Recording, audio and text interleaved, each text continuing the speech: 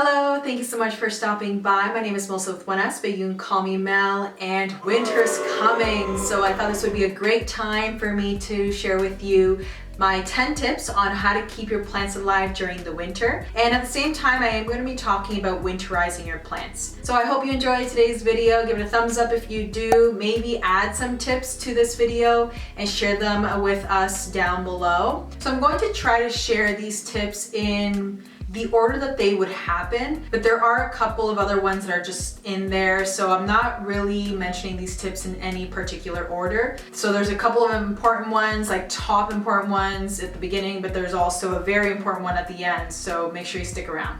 So anyways, I'm gonna try to stay on track because I have 10 tips to talk about. So tip number 1 being pest treatment. So if you are bringing plants in from outside, they've been out there since spring and summer, so you definitely want to do some form of treatment. You want to inspect them, spray them down, use some form of a spray. I use Bug Be Gone, and there's a variety of other options out there, so just whatever is available in your area.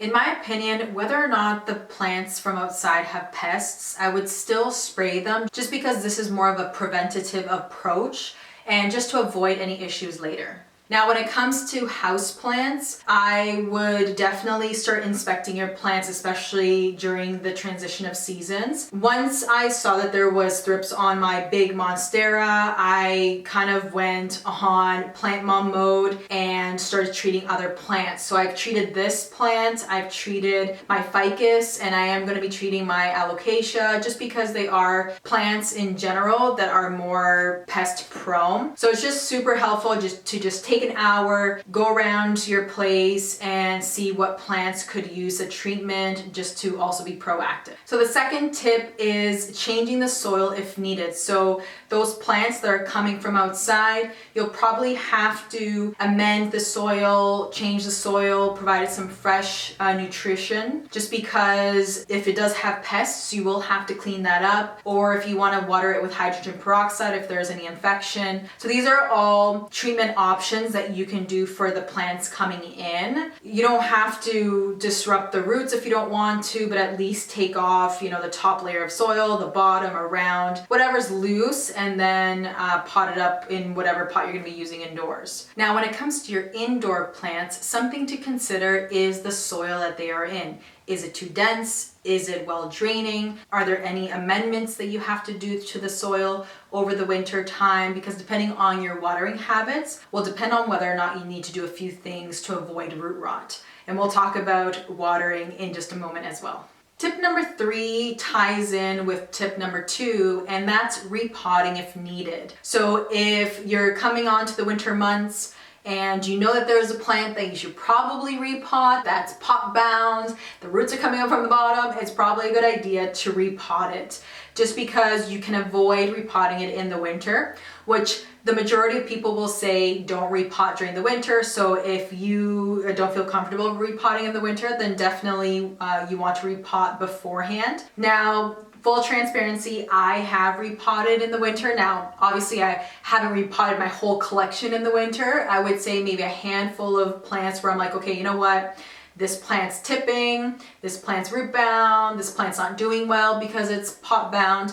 So you kind of need to gauge whether or not it's going to be a good decision. Now, if you're going to go ahead and go all in the roots and clean everything up, then it's probably not a good idea to do it during the winter time, because now your plant's going to be focusing on reestablishing itself. But for me, I'll just take the plant as is and I'll just transfer it into a pot that's 1 or 2 inches bigger. So there's definitely a lot of opinions when it comes to repotting during the winter. So just do what you feel most comfortable. And again, kind of your discretion on whether or not it's a good idea. Tip number 4 is rearranging your plants. So because the light is changing, the direction is changing, now my home is not receiving as much of that natural light. So for example, this alocasia was beside my back door, which is a double glass sliding door.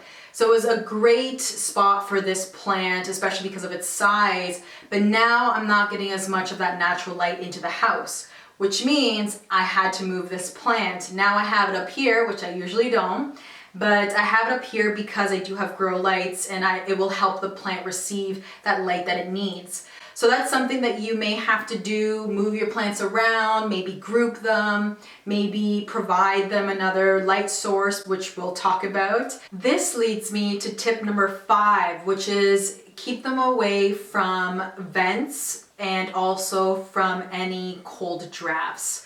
So where I live, the furnace is going to be running all winter long because it does get quite cold where I live. So because of that heat, the plants can get burned or they can dry out pretty quickly. So last year was my first winter with my plants, and that's something that I had to consider, is that the heat from the vents are going to affect my plants. So this year I actually bought one of those vent covers. It's just clear plastic, and it will redirect the air to the side versus up into my plant shelf. So it'll help with the air to disperse and not directly be on your plants. So that's something that you can purchase if that is a concern, or if you're just able to keep them away from the vents, then that's good too. And then cold drafts from your windows. So with the cold, like I said, the temperatures do drop quite a bit. So you don't want your plants to be touching the glass. You don't want any cold drafts going onto your plants, because again, it could damage the plant and the foliage.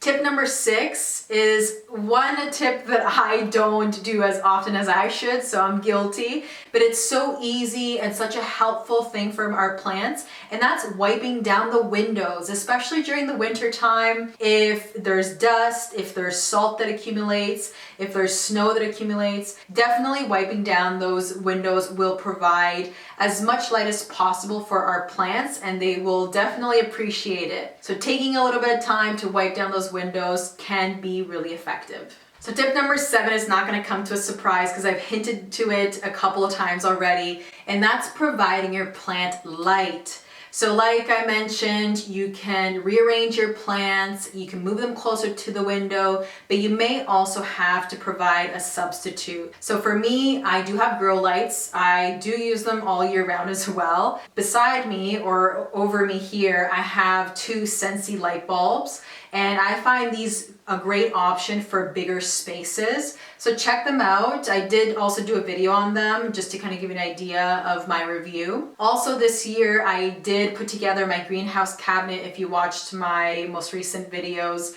I was putting together that cabinet. So that is another source that I can use for my plants during the winter time. So a lot of the plants that used to be here behind me are now in the cabinet. So I'm able to bring some of those plants from downstairs upstairs because I do have a light source up here. Now I do have a lamp, one of those lamps that have 3 light bulbs. I'm using 3 grow lights in that lamp, and I'm using that for my Monstera, which is the bigger plant. And I'll probably end up purchasing another lamp for my big alocasia, just because those are plants that are so big that I can't bring them in here. So I'm gonna have to substitute the light on the main floor. Tip number 8 is going to be using a humidifier. So in general, it's good to use a humidifier for your plants, but specifically in the winter, a humidifier can help with that dry air. So if you have one, you may want to relocate it to where most of your plants are. I have a small one in my greenhouse cabinet, and then I have a standard size one for this plant room. I do not have one in the main floor, and to be honest, I don't think I'm gonna purchase a different humidifier for downstairs because the plants were fine last year. But specifically for up here, I just wanna make sure that the air doesn't get too dry, so that humidifier will come in handy. There are humidifiers that are smaller, bigger, different price points, so depending on your setup will depend on which one you wanna get. All right, folks, we're almost at tip number 10. Can you guess what it is? But first we're gonna do tip number 9, which is wiping down those leaves. Now, this is another one that I'm guilty of, that I don't do as often as I should, just like wiping down the windows. But it really, really will help your plant, and it will help with photosynthesizing. It will help with allowing the plant to absorb as much light as possible. It will help to prevent pests and to prevent dust buildup. So definitely taking the time during your plant care to wipe some of those leaves down. It will just be such a proactive chore. That way you can prevent even bigger problems later. We have reached tip number 10, and hopefully this one doesn't come to a surprise, but this may be new to some people, and that is changing your watering habits. You cannot have a scheduled day of the week to water all your plants. You cannot expect that after 5 days you water all your plants, because all plants are going to need water at different points. Especially in the winter time, you're not going to be watering them like you did in the spring. So definitely take an opportunity and check the soil first. So one piece of advice is buying a moisture meter. They're about $10. You can buy them on Amazon or at your local garden center or big box store, and they will be a plant saver. So just take a few moments, check with the moisture meter, because like I said, your plants may stay moist longer or they may dry out quicker depending on the light, depending on if it's close to a vent, depending on how much you watered it, depending on the soil. So there's a variety of reasons why you may be watering your plant more or less. So do your plant a favor and just check with the moisture meter, or do the finger test, shove that finger down, see if it's wet, because you will just save yourself a lot of root rot. So I use it myself and I find it very effective, and I think if it wasn't for the moisture meter, I would have watered my plants when I didn't need to. So definitely in the winter, keep that in mind. Don't have a watering schedule. Water your plants when they need to be watered, not when you think they need to be watered. Does that make sense?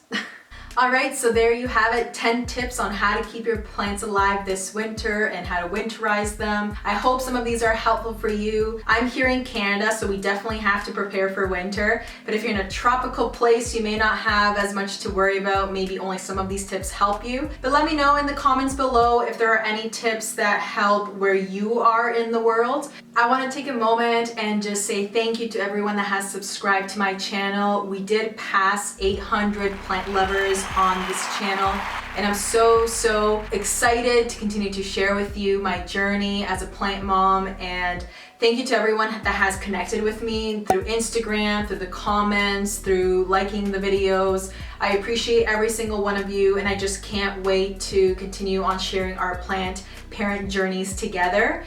I hope you enjoyed today's video, and I will see you soon.